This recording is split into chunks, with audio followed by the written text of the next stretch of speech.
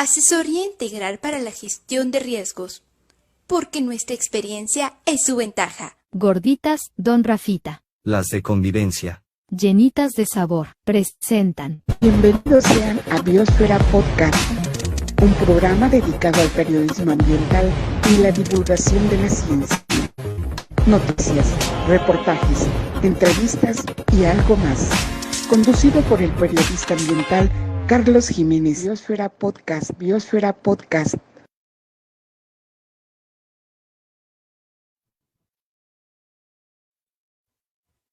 ¿Qué tal? Muy buenas tardes, qué gusto saludarlos. Mi nombre es Carlos Jiménez, perdón, andábamos a oscuras.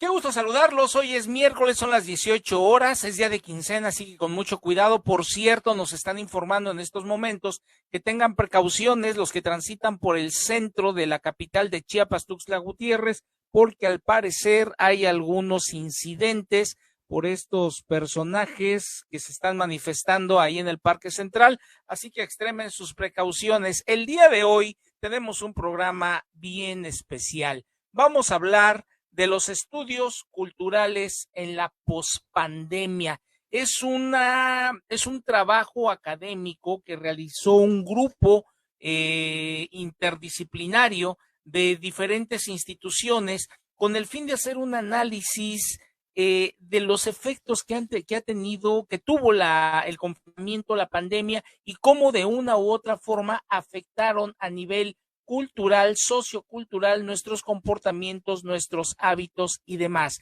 Pero antes de darle la bienvenida a nuestros invitados especiales, yo quiero compartir el siguiente trabajo periodístico que nuestra colaboradora Welly Luna realizó al respecto. Vamos a verlo. Y el día de hoy hablaré sobre los comportamientos, costumbres y cómo nos adaptamos en pandemia. Corre video. Cuando la Organización Mundial de la Salud, el 11 de marzo del 2020, declaró que era una pandemia por COVID-19, vivimos una internacional a toda la humanidad, impactando todas las áreas de nuestra vida, principalmente cambios en las costumbres, hábitos de higiene y seguridad, formas de trabajar y las tradiciones familiares. Se han tenido grandes aprendizajes en el sector salud, en nuevas formas de organizarnos, en protegernos,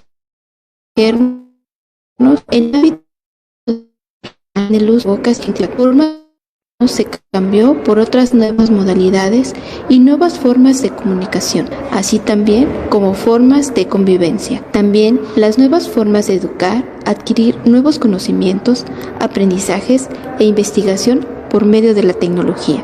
Todos en algún momento de nuestras vidas nos enfrentamos a adversidades que cambian nuestra estabilidad y que nos obligan a generar cambios en nuestra forma de ver, de vivir, pensar y actuar. Para Biosfera Podcast, Welly Luna.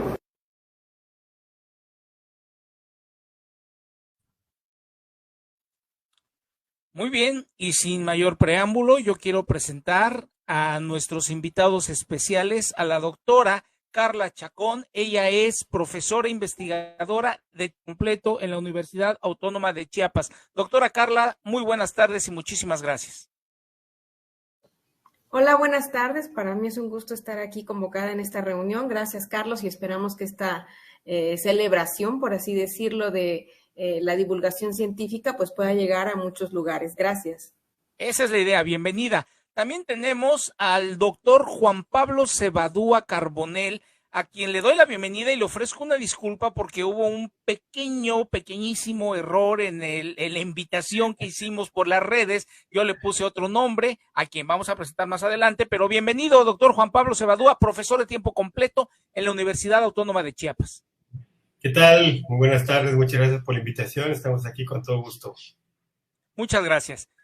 Y señoras y señores, con ustedes, Luis Fernando Bolaños, profesor investigador de la UNICH, Universidad Intercultural de Chiapas, entrañable amigo de hace muchísimos años, y de veras mi admiración, mi respeto y mi cariño, mi estimado Luis Fernando Bolaños. Gracias por aceptar esta invitación.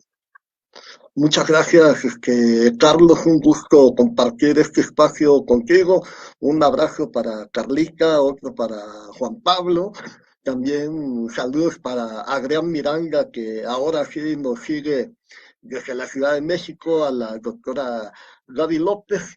Y bueno, vamos a disfrutar de esta tarde y, como dice Carlita, siempre haciendo comunidad. Eso. Yo me voy a permitir dar lectura rápidamente a la introducción de este libro, de este documento académico que ustedes realizaron, ya me van a dar los detalles, sobre estudios culturales en la pospandemia, una mirada desde el sur, desde el sureste. Uno de los temas que se presentan como una necesidad analítica en las ciencias sociales, urgente y necesaria, es hablar de la pospandemia. Como todo el mundo sabe, en términos generales, el paro de las actividades económicas y sociales que suscitó el COVID-19 alrededor del mundo aún no está analizada en su totalidad, por lo que refiere al debate de cómo nos hemos transformado como sociedades, sobre todo en la dimensión que ajusta a las coordenadas para redefinir el cambio y el aparente nuevo, escuchen ustedes, nuevo sentido societal de los colectivos humanos. No es para menos la temática. Lo que está en juego en este análisis es la forma en que nuestras sociedades tienen que continuar en sus dinámicas cotidianas que fueron innovadas y trastocadas a partir del primer confinamiento pandémico, la puesta en duda de la viabilidad de nuestra forma de organización y sobre todo la vulnerabilidad a la que estamos sujetos forma parte ya de estas reconfiguraciones. Y luego, dicho lo anterior, yo quiero abrir el panel para que me platiquen de qué se trata esta publicación digital, tengo entendido, de estudios culturales en la pospandemia. Dejo la pregunta abierta. Bueno, para que no digan, aquí primero las damas, empiezo yo de una vez. Pues decirte que esta es una publicación de manera interinstitucional, es decir, nosotros lo publicamos en la Universidad Autónoma de Chiapas, está el servicio de manera digital, pero es una convocatoria entre varias universidades, entre la Universidad Intercultural de Chiapas y también entre la Universidad Autónoma de Ciudad Juárez, al norte del país. De esta manera, nosotros como académicos e investigadores empezamos a reflexionar sobre los estudios culturales, pues en esta época que nos tocó vivir a todos y que fue el parón mundial, ¿cierto, no? En ese sentido, pensamos que si había cambiado nuestra actividad diaria y cotidiana en casa, con los hijos, en la escuela, lo había sido también para una de las principales actividades que realizamos en la universidad, que es la investigación. Creemos entonces que este libro está reflejando en una primera parte cómo y de qué manera fueron esos cambios y esos impactos que hubieron en la investigación, en los temas que se investigaron, y que como nosotros hacemos estudios culturales y por definición los estudios culturales hablan de un contextualismo radical, pues entonces nos llevó a la tarea de pensar cómo la pandemia, como parte de un contexto, o más bien dicho, como el contexto en el que se desarrollaban todas las actividades, se modificó de una forma exorbitante, de tal manera que incluso nuestros lazos y la manera en cómo pensamos la investigación, pues sufrió cambios. Hasta aquí lo dejaría para que mis compañeros no digan que luego les robo la palabra. Adelante, el doctor Juan Pablo Cebadúa. Estudios culturales en la pospandemia, desde mi muy humilde punto de vista, nos dejó demostrado la fragilidad del ser humano, lo débiles que somos en carne y en espíritu muchos, ante la serie de vicisitudes, en este caso natural. No lo sé si fue un evento natural o un evento provocado por algún descuido antropogénico, no lo sé, pero ahí está, estudios culturales en la pospandemia. Doctor Juan Pablo. Sí, muchas gracias. Una de las necesidades por las cuales este texto fue creado y producido por colegas de la UNACH responde precisamente a la necesidad de que todo trabajo académico y toda persona que labora en ese campo, es decir, los profesores y las investigadoras que están desarrollando temáticas, que dan clases etcétera. Una de las finalidades principales es dar cuenta justamente de los contextos por los cuales nosotros estamos viviendo, ¿no? Y entonces esta necesidad de ver y de recrear justamente todas las problemáticas en términos de algo que marcó para siempre a toda una generación, ¿no? Como fue, digamos, el caso de la pandemia, hace ver que en realidad las problemáticas rebasan mucho el campo de lo sanitario, estrictamente hablando. Lo cual quiere decir que justamente, si bien podemos ver desde el punto de vista socioeconómico, desde el punto de vista, digamos, de las crisis que propiciaron desde ese campo, ¿no? el campo estructural económico en el mundo, eso ya, digamos, se ha tocado mucho en términos de producción académica, periodística, documentalista, etcétera. Pero hace falta precisamente una mirada crítica sobre qué es lo que está impactando justamente desde el punto de vista de las sociedades en términos de la pandemia. Esa es una tarea que no hemos hecho y que este libro, digamos, es un primer intento para poder acercarnos a ello. Pero es decir, qué tipo de dimensión y problemas nos afrontamos todo el colectivo de la humanidad a la hora de estar literalmente confinados durante un par de años, ¿no? En ese sentido. Y lo que sostenemos a lo largo de estos trabajos es que justamente las formas de convivencia, las formas de imaginarnos el mundo, que ya tenía, digamos, un tiempo de cierta tendencia monoestructural, digamos, ¿no? Desde cada uno de los que estábamos aquí antes de pandemia nos imaginábamos un mundo tal y como pensábamos que era, y cuando surge la pandemia, desde luego vimos los grados de vulnerabilidad por los cuales la humanidad entera está sujeta, pero también las formas de convivencia.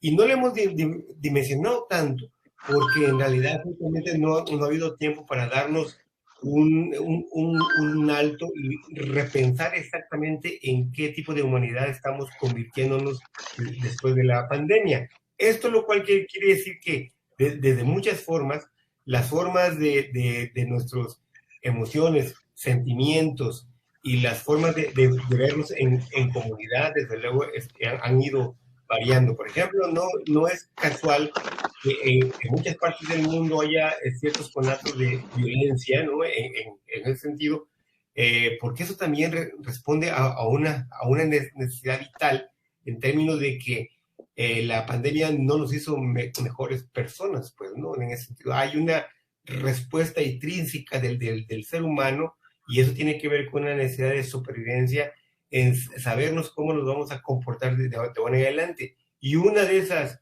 respuestas, por ejemplo, ha sido la violencia en términos generales. Ha habido violencia en el fútbol, ha habido violencia en una guerra allá al otro lado del mundo, ha habido violencia en muchos ámbitos, en muchos campos de la sociedad que no habíamos visto, digamos, como tanto, y eso también podría considerarse una forma de respuesta ante ese estado de cosas.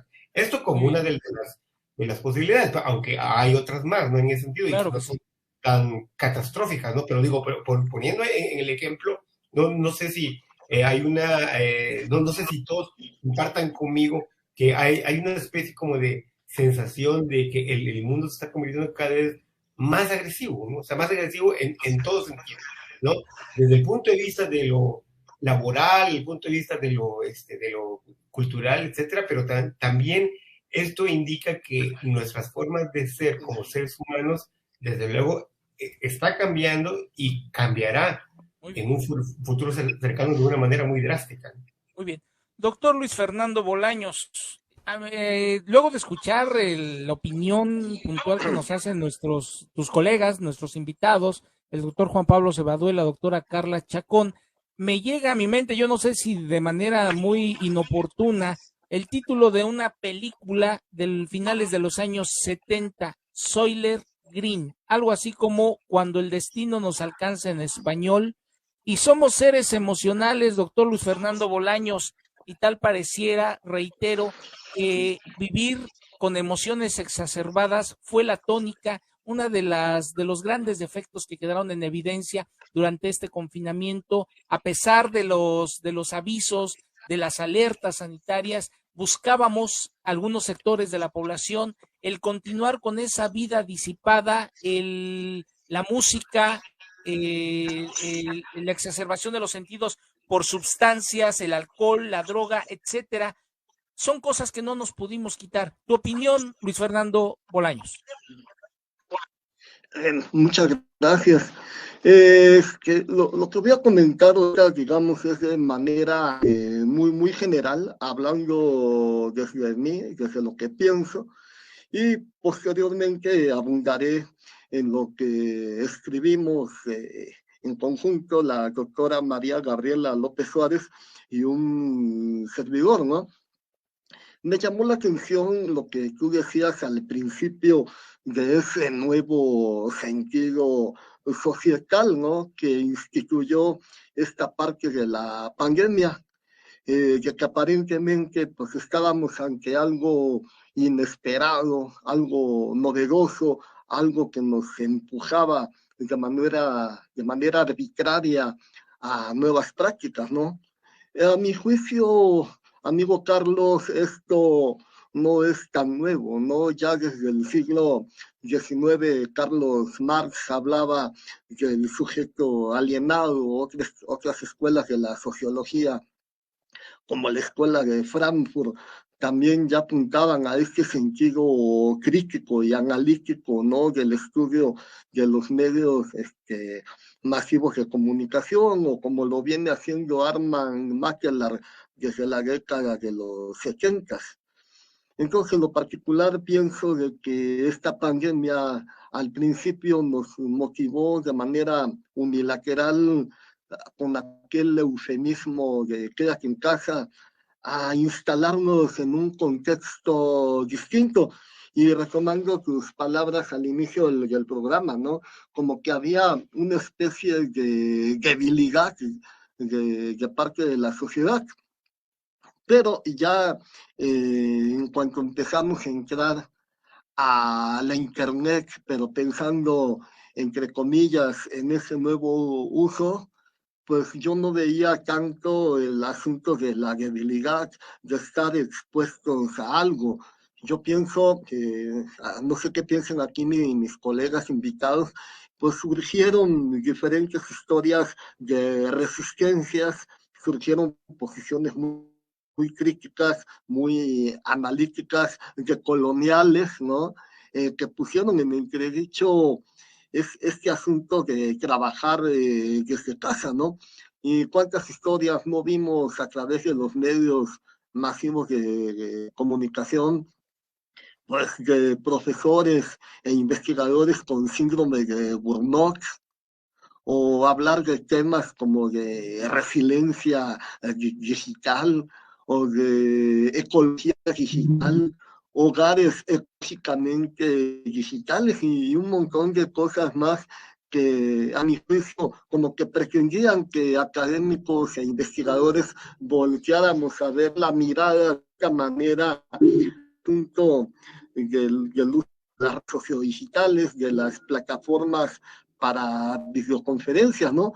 Como yo veía ahí un poquito como que al principio de 1984, refiriéndome a la novela de George Orwell, pero como siempre hay un malvado en la historia, y en este caso el malvado pues son los profesores críticos, analíticos que proponen, ¿no?, los profes rebeldes, pues empiezan a surgir, digamos, diferentes estudios para ubicar este asunto de la pandemia, y por eso, pues, quienes laboramos en la UNICH, o en este caso el doctor Miranda, María Gabriela y un servidor, se le da la invitación que nos hicieron Juan y Carla para participar en este libro, pues que no es una respuesta absoluta, pero que sí ya tira en muchos sentidos, con base a todos los autores, muchísimas preguntas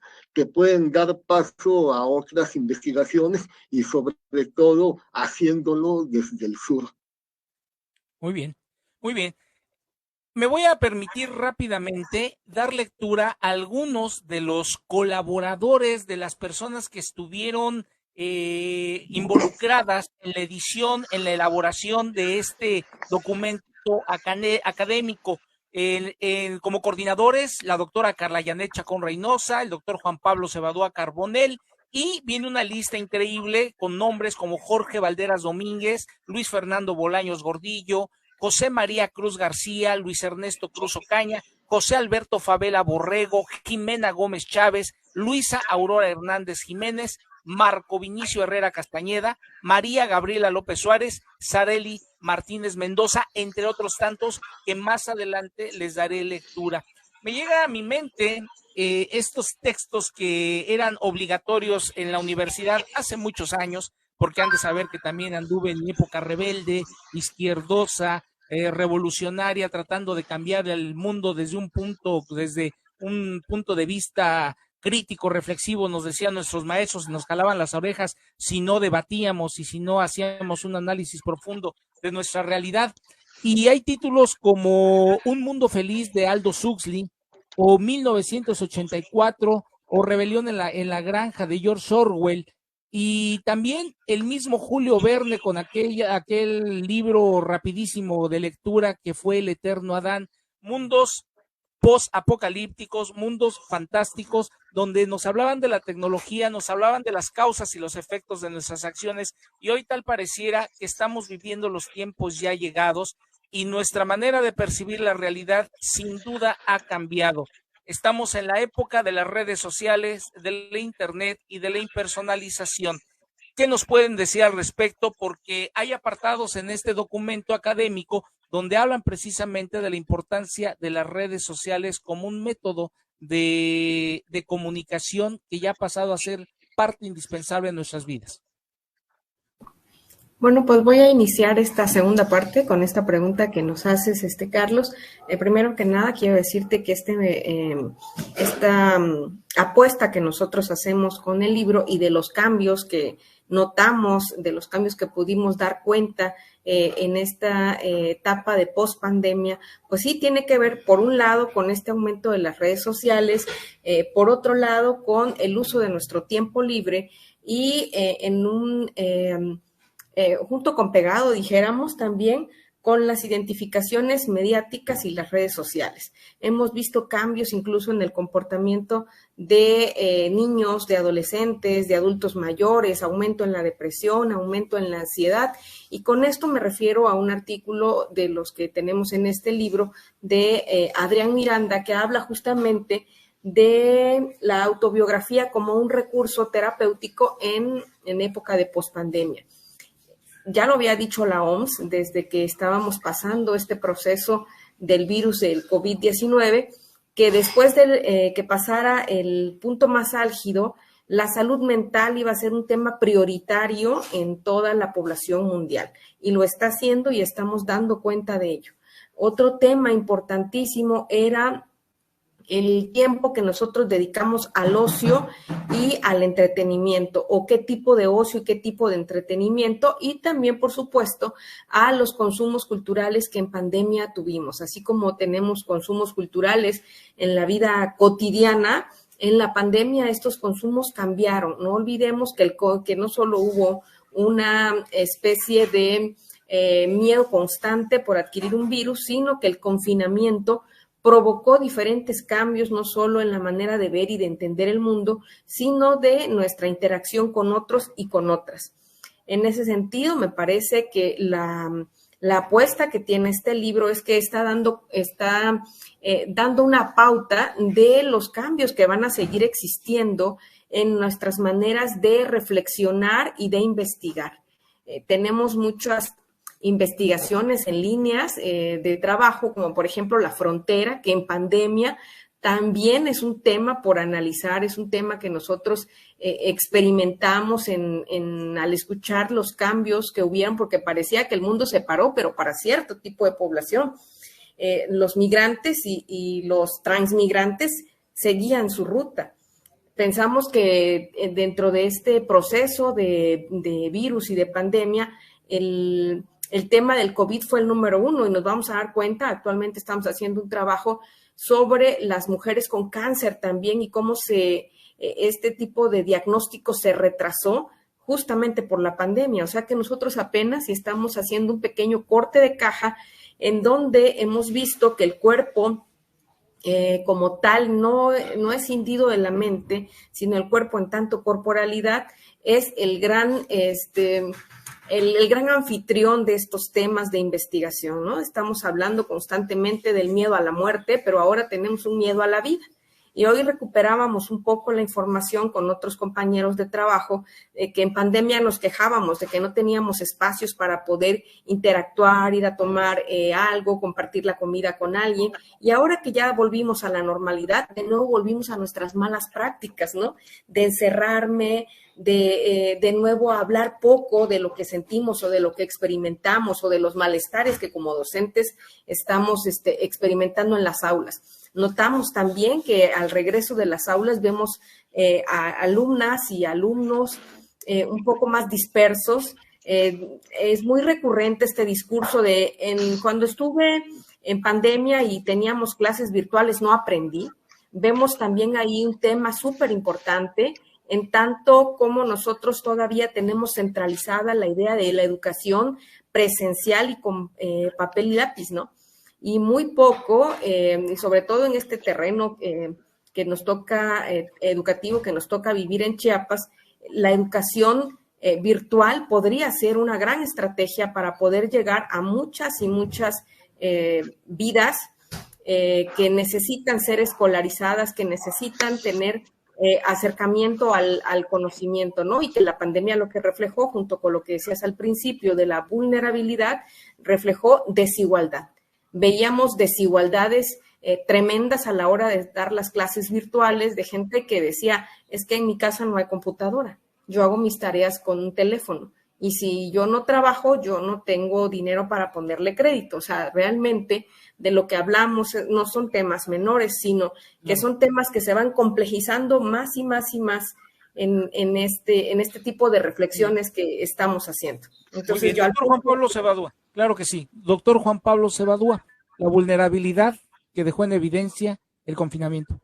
Sí, una de las características de las sociedades antes de la pandemia era justamente esta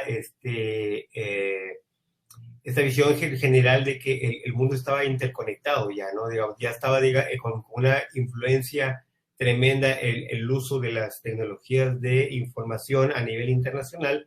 Y ahora, digamos, en términos de los contextos post-pandemia, esto se ha hecho una realidad, pero elevada a la 1000 potencia. Esto quiere decir que, por ejemplo, ahora el mundo, justamente por la época y por la reforma de los confinamientos a niveles mundiales, lo que se logró es que no se puede concebir el mundo sin las conexiones interactivas que hay, digamos, ¿no? En términos generales. Por tanto, el mundo entero en ese sentido cambió por completo. Si antes era una tendencia tecnológica muy, muy evidente, ahora es una necesidad sine qua non, ¿no?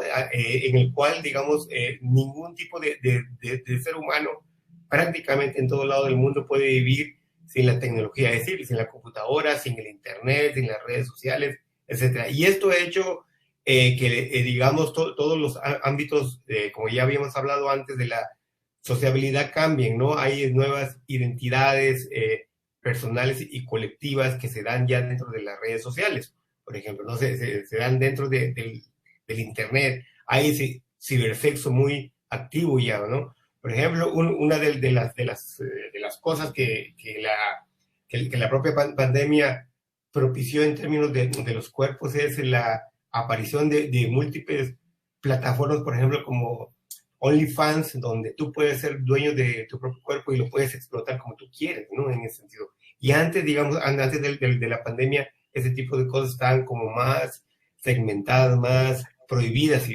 ustedes se quieren, ¿no? Pero ahora hay una especie de explosión en términos de eso. ¿Qué tipo de vulnerabilidad puede haber sobre ello? Bueno, aquí más que vulnerabilidad, lo que tenemos enfrente son una serie de cambios que no sabemos exactamente hacia dónde van, ¿no? Y, digamos, y toda incertidumbre hace que la humanidad, que la propia esencia del ser humano se trastoque y se transforme en una debilidad, porque, digamos, una de las características de la humanidad es que tenemos certeza de lo que somos y, digamos, en términos generales, certeza hacia dónde vamos. Aquí en términos de la pandemia, como hay nuevas identidades, nuevas formas de sociabilidad, nuevas formas de emergencia de las emociones, nuevos cuerpos, nuevas músicas, nuevas formas de producción de amistades y de producción de relaciones humanas, ¿no? En términos de eso, nuevas formas de educar, como bien la doctora Carla estaba diciendo, ¿no? O sea,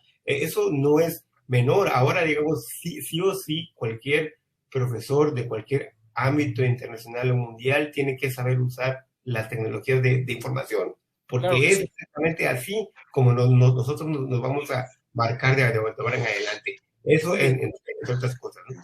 Muy bien. Doctor Luis Fernando Bolaños, decía el sabio elefante, así es la vida de caprichosa, a veces negra, a veces color rosa, y el mundo se va a acabar. Si un día me han de querer, se tienen que apresurar, le contestaba Molotov, y a final de cuentas la cultura popular ahí está y tenemos que seguir viviendo, conviviendo y reproduciéndonos. Uno de los grandes instintos que han movido a la humanidad desde que, pienso yo, éramos changos.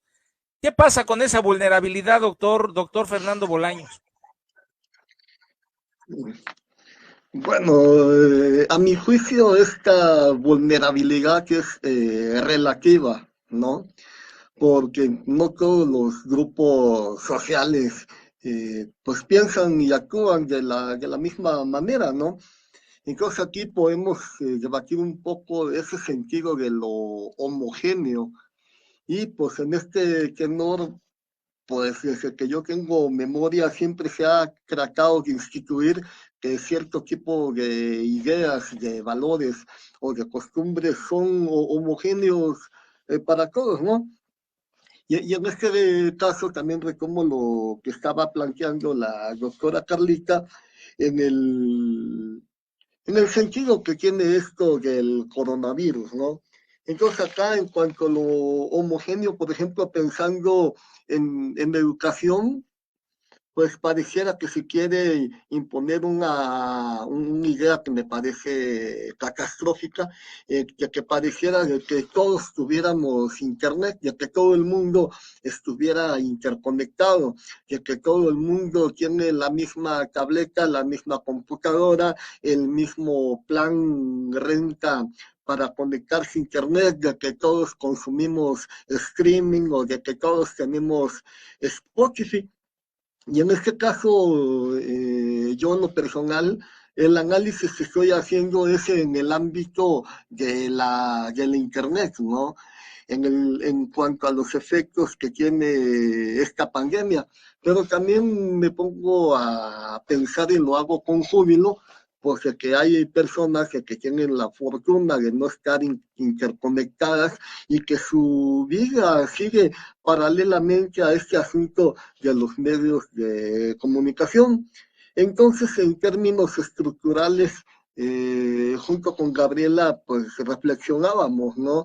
Que cómo estas subjetividades que están dispersas ahora de manera estructural, pensando en términos de la teoría, por ejemplo, de Ládicos, se pretende que convertirlas a subjetividades compartidas, a una especie de subjetividad homogénea, es decir, de que todos vamos a dar clases con el mismo estilo, de que vamos a emplear los mismos materiales didácticos, de que vamos a emplear el mismo lenguaje con las personas, de que tenemos que utilizar el PowerPoint o algo de animación o con un de YouTube o de subir las tareas al Drive, de utilizar el Google Scholar y muchas cosas más que a mi juicio se desdibujan, porque cuando tú lo piensas, que empiezan a surgir en ti nuevas estrategias que son personales y que ya en la academia las empiezas a retroalimentar, a debatir, a refutar,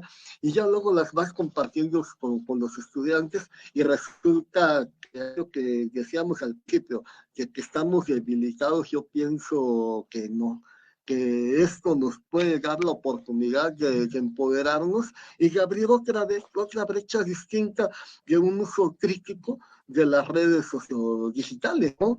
En este caso, retomando lo que decía Juan Pablo, ¿no? Del OnlyFans, pues una persona que está en OnlyFans cree ser dueña o dueño de su cuerpo, cuando en realidad el dueño pues es el neoliberalismo mismo, excluyendo nuevas formas de consumo, ¿no? El morbo como punto de partida. Y pues hay varios ejemplos que podemos ir poniendo, ¿no? Y estructuralmente creo que se están rompiendo ciertas cosas. Muy bien. Tenemos comentarios, múltiples comentarios de nuestros amigos que nos están sintonizando. Betty Pemos, saludos a todos. Qué gusto, mi Carlita tan bella, así dice, y siempre es un gusto aprender de ella. Saludos al maestro Bolaños y también para el maestro Carbonell. Interesante panel con estas personalidades. Ahí está el comentario de Betty Pemo. También tenemos a Yareni Sánchez desde Cintalapa. Saludos y bendiciones, Lick. Bueno, pues muchas gracias. María Gabriela López Suárez, buena tarde, saludos a mis docentes y colegas.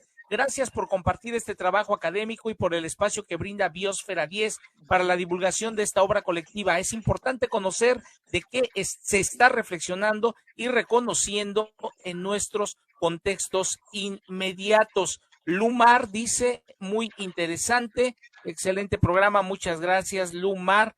Leoncito, vida holística impersonal, dice. Ok, bueno, pues ahí está el comentario. Eva Méndez Farrera, Evita, un gusto, compartimos micrófonos los lunes en el programa Ciencia Cierta y en la nueva FM 94.7, la conductora titular, yo soy el coconductor, Eva Méndez Farrera. Saludos amigos, excelente investigación. También tenemos el comentario de Adrián Miranda, magníficos docentes e investigadores. Saludos a Carla, Juan Pablo y a Luis Fernando. Ernesto López Gutiérrez, doctor, buenas tardes. Felicidades por el programa, es una realidad. Y nos preguntan también del WhatsApp, nos preguntan que dónde se puede conseguir este libro, este documento digital, dónde lo pueden pedir. Perdón, está en la página de la UNACH, pero yo puedo poner aquí el link o dejártelo a ti, Carlos, para que lo puedas poner y que sea de libre acceso, porque forma parte del catálogo de la Universidad de Libros Digitales. Y bueno, ya ves que ahora eso nos dejó la pandemia también, saber que tenemos un mundo paralelo y que ahí está en espera de encontrarse siempre con nosotros, ¿no? Muy bien. Estamos llegando a la recta final de esta emisión. Vamos a cerrar este programa que le dedicamos para conocer solamente un poco acerca de este trabajo académico que tiene que ver con los estudios culturales en la post-pandemia. Me llama la atención que le quitaron la T, no es post-pandemia, es post-pandemia. No sé, a lo mejor es un juego de palabras que no entiendo, pero vamos a ir cerrando, por favor, doctora Carla Chacón, estudios culturales en la post-pandemia. Bueno, primero que nada decir que los estudios culturales tienen que ver con un enfoque epistémico, un enfoque metodológico, es un campo de investigación que nos permite a nosotros de manera multidisciplinar entender categorías de poder, cultura y comunicación. Entonces, nuestra reflexión tiene que ver no con estudios antropológicos, no con estudios exclusivamente sociológicos, sino con estudios lingüísticos, estudios educativos, estudios corporales, estudios de consumos culturales, diferentes tipos de estudios tratados desde esta mirada de los estudios culturales que nos permite a nosotros dar cuenta entre las relaciones que se van estableciendo con una sociedad que está cambiando día a día. No podemos nosotros pensar que esta sociedad es un museo, ¿no? Y que está así como en aparadores y que nosotros tenemos nuestro nuestro gran cometido es mantener a la sociedad exclusivamente dentro de su entendimiento endógeno, sino que entendemos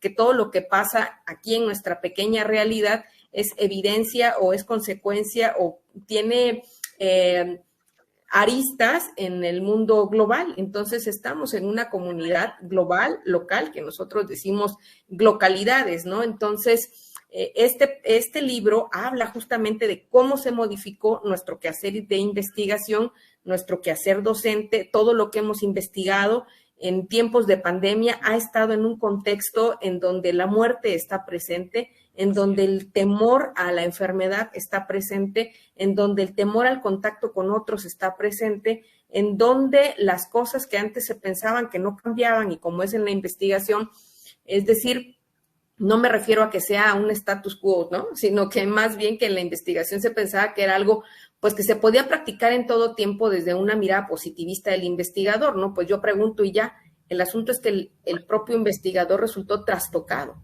El propio investigador tenía miedo por su vida, ¿no? Y entonces en este libro se reflejan esos cambios, esas maneras de cómo nosotros fuimos haciendo modificaciones en las maneras de ver y de entender el mundo, comprendernos en este mundo, entender que, como decía Luis Bolaños al principio, la comunidad lo es todo. Advertimos que en la comunidad había una característica de fortaleza inquebrantable.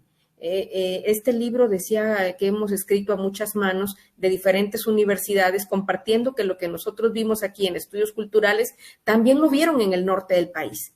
Y que en mismo Chiapas, lo que se ve en el centro también lo estamos viendo en las periferias. Y bueno, eso es lo que nosotros podemos aportar. Decirte que seguimos trabajando, haciendo proyectos de investigación que nos permitan dar cuenta de la sociedad volátil en la que vivimos, en la que los sentimientos son también muy inestables. El apunte de la doctora Carla Chacón, profesora investigadora de la Universidad Autónoma de Chiapas. Doctor Juan Pablo Cebadúa, las preguntas que dijimos que nos hemos planteado durante toda la historia de la humanidad, ¿quién soy? ¿De dónde vengo y hacia dónde vamos? Parecía que el mundo se nos estaba acabando ahora con el confinamiento. Comentarios finales, doctor Juan Pablo Cebadúa. Sí, y es que en realidad, en términos generacionales, nos enfrentamos a un pesar, digamos, a una catástrofe que no podemos ver, ¿no? Sí se puede ver sí se puede sentir un terremoto, sí se puede ver un tsunami, sí se puede ver un huracán, pero un virus no se puede ver jamás. Y eso justamente hace que la vulnerabilidad sea mucho más dramática, ¿no? En este negocio, que estamos peleando todavía ante un virus que no sabemos exactamente cuáles son sus dimensiones.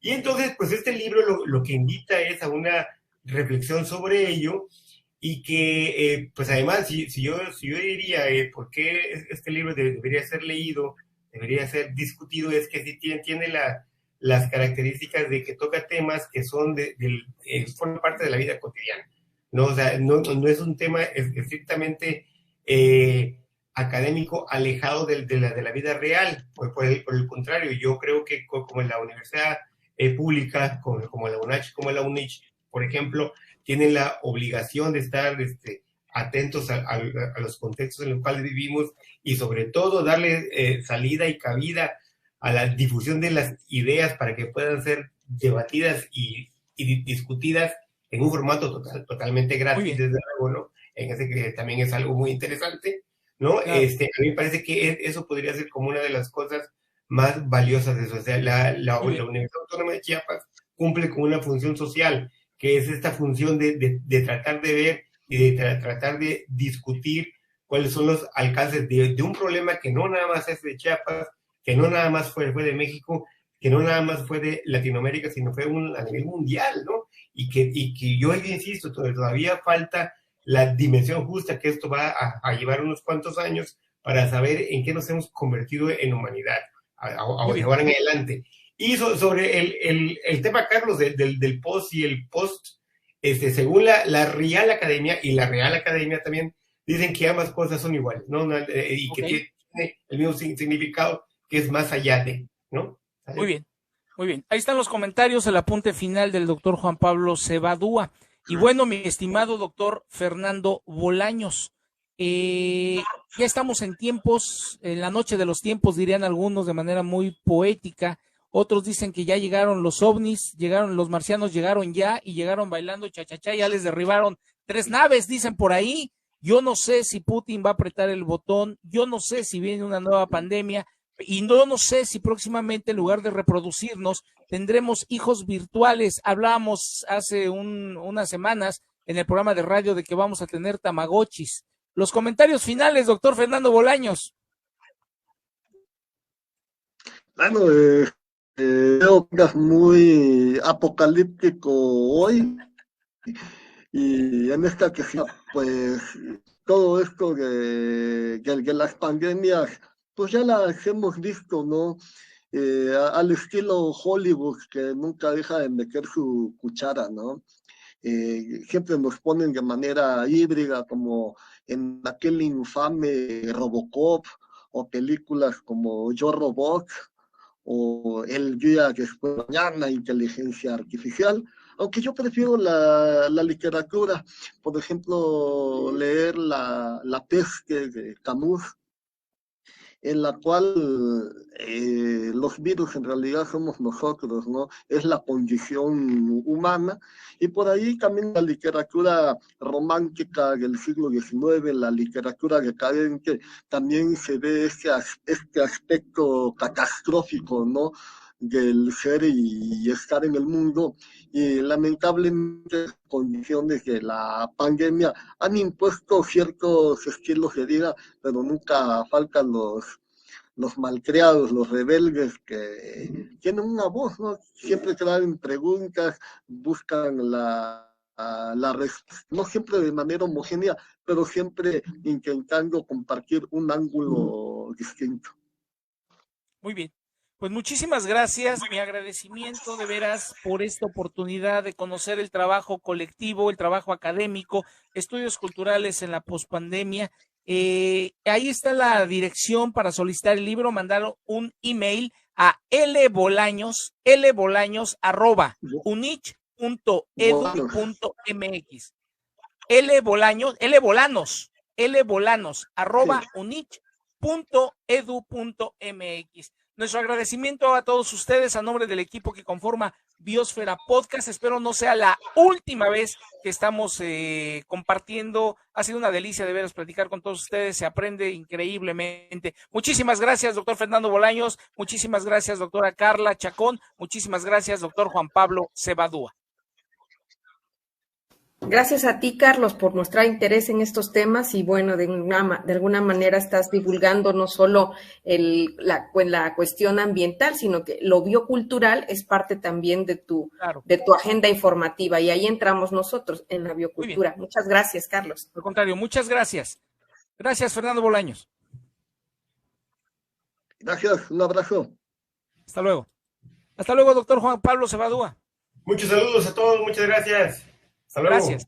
Hasta luego.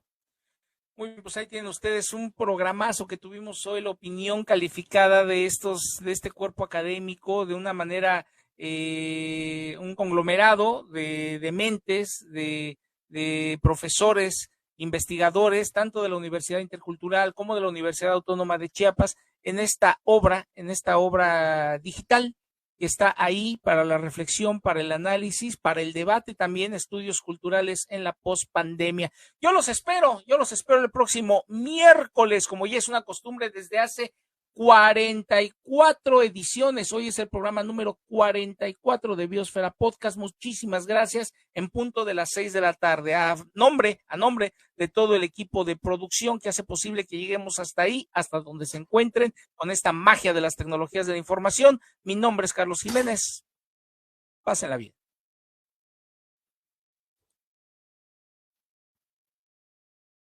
Asesoría integral para la gestión de riesgos, porque nuestra experiencia es su ventaja. Gorditas Don Rafita. Las de convivencia. Llenitas de sabor. Presentaron